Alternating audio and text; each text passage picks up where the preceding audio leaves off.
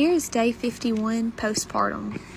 Willie Ann is currently laying on my chest and I'm patting her back, so if you hear grunts throughout the voiceover, she's a very grunty baby. Anyways, during this pour, I pumped over 30 ounces at once. I also went all night without pumping, so I was about to explode. I lay the milk bags out flat, and then when I go in to put the next batch of bags, I get up the frozen ones and just stick them into a gallon Ziploc baggie. And then when the gallon size bag is full, I just count out the ounces, write it on the outside and the month. Today I met a lady with one of our standard poodle puppies. He found his new home, so after we met up, we went to the park.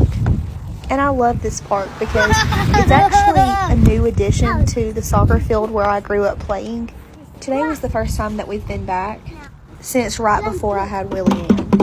I was actually kicking a ball around with Bo on the soccer field trying to induce labor.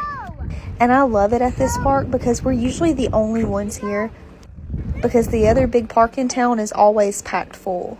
And don't get me wrong, I do still like to go to the big park with him for us to socialize and all that kind of stuff. But it's nice to just have our own time. Then after we went to the park, we went to my husband's job site. They're completely remodeling a house right down the road from our house. My husband works with his grandfather. They own a construction business. And then I went over to my parents' house to feed my goats. And that's my mom holding Willie Ann. Look at her cheeks.